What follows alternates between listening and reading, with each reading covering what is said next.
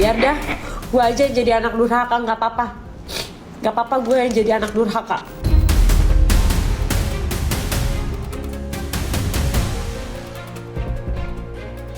Ade suruh kalian dulu ngomong suruh baikan. Suruh aja dia baikan sama orang tua gue dulu deh, nggak usah sama gue.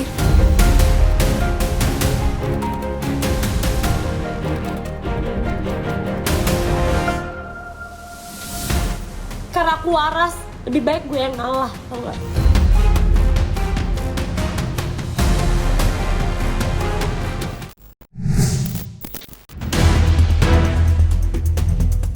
Jagad maya kembali dibuat gempar oleh konflik perseteruan dalam keluarga yang melibatkan selebritis Bunga Zainal dan saudara kandungnya. Seperti diketahui, konflik keluarga itu sebenarnya sudah berjalan cukup lama itu. Namun belum lama ini persoalan lagi-lagi pecah di media sosial. Ya, seolah merasa terpojok dengan pernyataan yang beredar serta pedas caci maki publik, tangis Bunga Zainal pecah seketika. Dan dalam siaran langsung media sosial, Bunga pun menceritakan apa yang sebenarnya terjadi menurut sudut pandangnya. Lantas seperti apa luapan amarah Bunga Zainal yang sudah memuncak? Biar dah, gue aja yang jadi anak durhaka, nggak apa-apa. Nggak apa-apa gue yang jadi anak durhaka. Nggak apa-apa banget deh. Yang penting gue nggak akan jadi ibu durhaka, udah gitu aja. Buat anak gue nggak akan jadi ibu durhaka. Gak apa-apa gue jadi anak durhaka di mata netizen. Aku gak bilang aku bener. Aku gak bilang aku manusia yang bersih. Tapi aku masih punya adab gitu. Aku gak pernah keluarin dari mulutku yang ngejelekin keluargaku. Aku gak mau bilang keluar dari mulutku yang kasar. Buat keluargaku termaksud ibuku.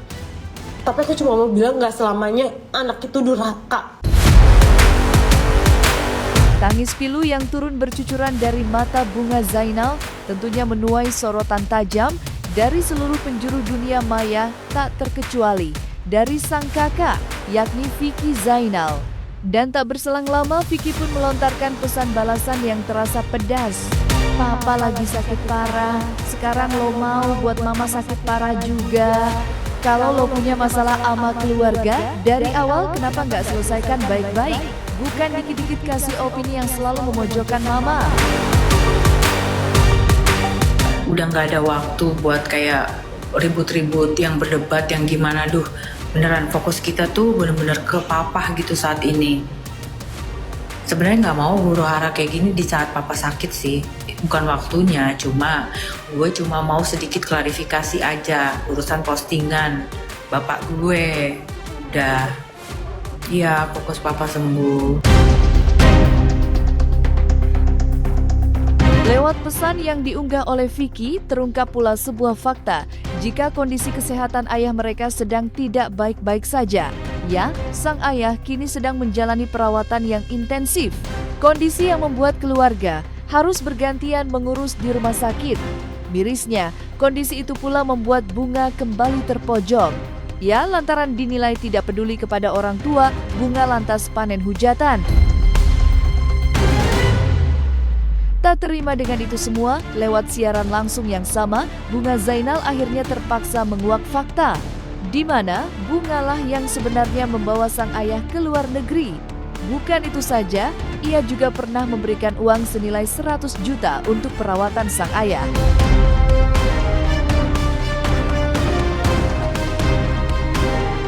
Jangan bilang, tuh temuin bapakmu, Bu. Gak usah kasih saran aku, Bunda. Gak usah. Aku tuh udah ngurusin bapak aku loh, bukan enggak. Ya.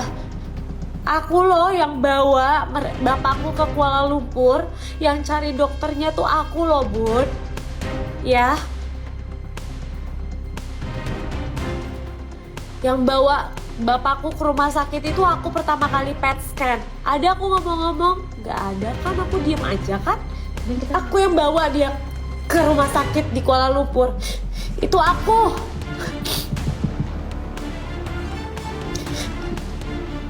Waktu dia ketahuan cancer, siapa yang bawa dia, yang temenin dia ke rumah sakit? Berani nggak ibuku ngomong? Ya, karena aku waras, lebih baik gue yang ngalah, tau gak? Semua orang ngojokin gue seolah-olah gue yang salah. Gak apa-apa, udah biarin gue emang penjahatnya, gak apa-apa. Menanggapi aksi Bunga yang membahas-bahas kebaikannya di masa lalu, Vicky tentunya tidak diam saja. Ya, seolah tak mau kalah dengan Bunga, Vicky yang menggandeng adiknya, Rizka, kala menjalankan siaran langsung, lantas memberikan tanggapan.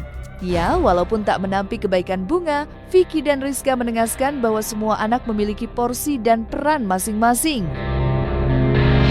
Nih, dia bilang tadi lagi nih apa nih? Katanya dia yang bayarin cari dokter bagus di Singapura. Ya Allah, yang mana? Nggak ada ke Singapura, langsung ke Kuala Lumpur.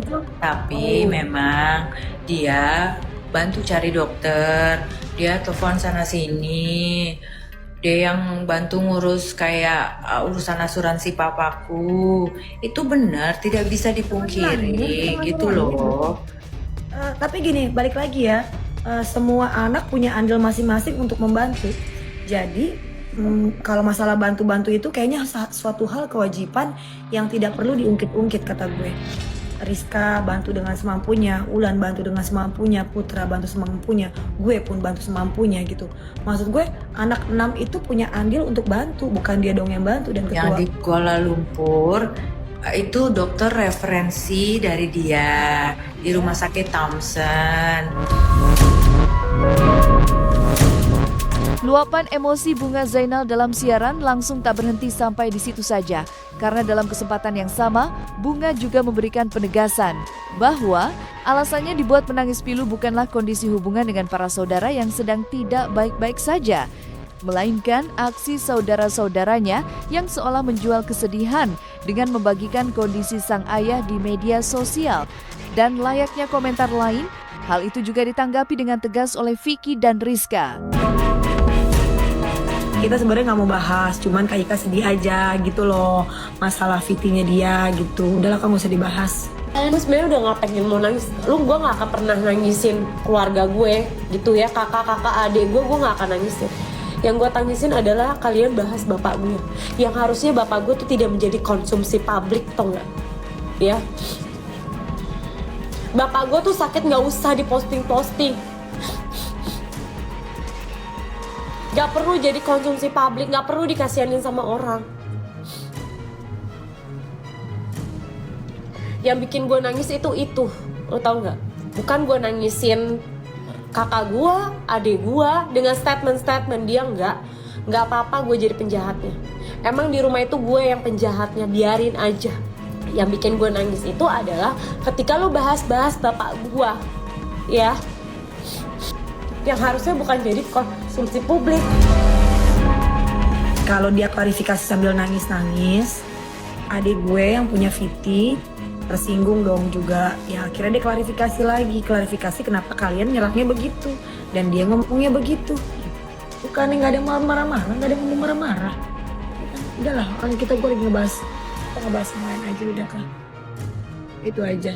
Pokoknya yang paling bener mah udah, yang paling bener aja udah. Selain itu, pecah kembalinya konflik kakak beradik ini juga ditandai dengan perdebatan soal aksi Bunga Zainal yang tak pernah sekalipun menjenguk sang ayah di rumah sakit. Jangankan menjenguk, datang berkunjung dalam momen hari raya saja tak pernah ia lakukan. Untuk menjawab itu, Bunga Zainal pun memberikan alasan, yang mana ketidakhadirannya di rumah sakit sebenarnya didasari rasa takut. Rasa takut akan hadirnya persoalan baru bila mana ia berani menunjukkan batang hidung di hadapan keluarga. Lantas, seperti apakah jawaban Vicky dan Rizka tentang pernyataan Bunga?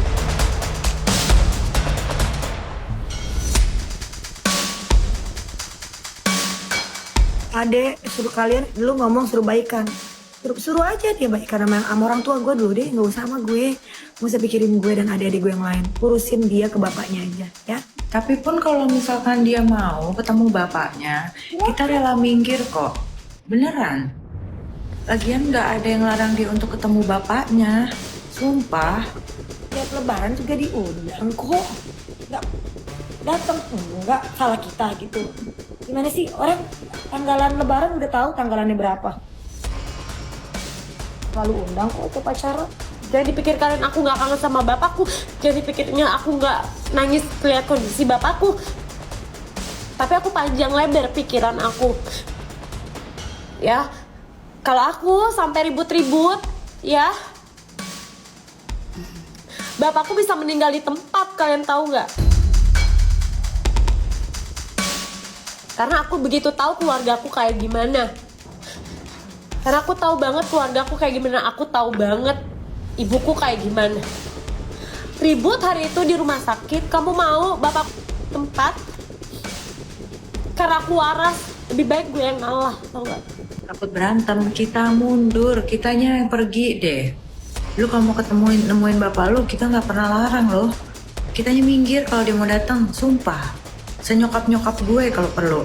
Tapi emang bener Put, aku ngomong bener. Kalau dia mau ketemu bapaknya, ya mau jenguk bapaknya, kita rela minggir. Miris memang apa yang kini harus terjadi. Persaudaraan yang umumnya menjadi tempat pelarian dari berat dunia justru renggang dan memanas. Apalagi jika mengingat bahwa konflik ini bukanlah hal yang baru. Ya, terbilang cukup lama Bunga harus terlibat dalam konflik keluarga dengan para saudara. Dan kini, lagi-lagi sosial media harus menjadi saksi. Lantas, seperti apakah psikolog menanggapi konflik keluarga yang menyeret Bunga Zainal?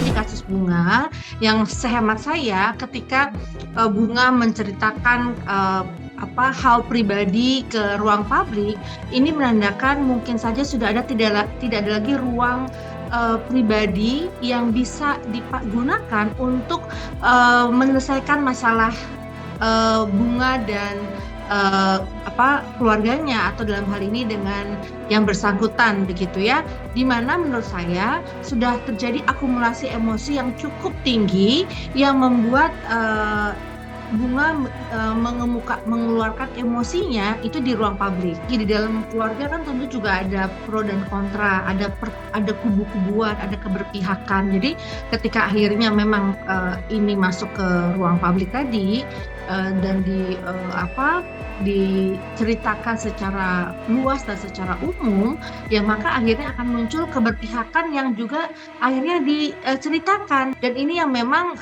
sangat disayangkan ketika seseorang bercurhat di ruang publik dengan mengemukakan masalah yang sangat spesifik kepada siapa, orangnya siapa, atau disebut namanya misalnya. Ini menjadi akhirnya pembelaan, akhirnya reaksi orang juga jadi defensif terhadap orang yang mungkin disebut namanya atau ditujukan kepada siapa nih sebenarnya, sehingga orang yang terkena akan defensif dan kemudian malah terjadi saling serang menyerang. Memang belum diketahui secara pasti percikan apa yang membakar api perseteruan di hati mereka. Mirisnya, hal itu membuat publik menjadi berspekulasi. Salah satunya menyeret suami Bunga Zainal. Ya, banyak yang menduga jika pernikahan itulah yang memantik persoalan yang terjadi sampai sekarang. Ditambah lagi, suami Bunga hingga kini belum muncul dan berupaya meredam api persoalan. Lantas bagaimana pandangan psikolog? Mungkinkah langkah itu justru yang terbaik? Pokoknya kalau pasangan itu sebenarnya harus mendukung pasangan, walaupun secara bijak juga kalau bisa memang menyatukan antara keluarga ya. Tapi yang jelas tetap bisa menenangkan pasangannya, tetap bisa membuat pasangannya itu jauh lebih kuat ya, tidak menyalahkan tentunya, tapi bersama-sama menjalankan permasalahan ini secara baik-baik saja gitu. Jadi ya jadikanlah pasangan atau keluarga itu sebagai support system gitu, yang bisa membantu meringankan beban permasalahan ini. Karena saya tahu sih pasti masalah itu kan ada karena ada faktanya, ya kan? Jadi ya bagaimana kita menginvestigasi dulu apa yang terjadi, pelan-pelan diobservasi dulu. Ya kalau memang belum bisa menjalin silaturahmi ya nggak apa-apa, mendingan butuh waktu aja dulu, ditenangkan diri dulu, baru nanti cari waktu yang tepat untuk mereka akhirnya bisa berinteraksi kembali. Ya, tetapi pasti kita pengen ekspresinya. mengedepankan estetika. Kan dokter sampaikan. Jelas tadi mendengarkan.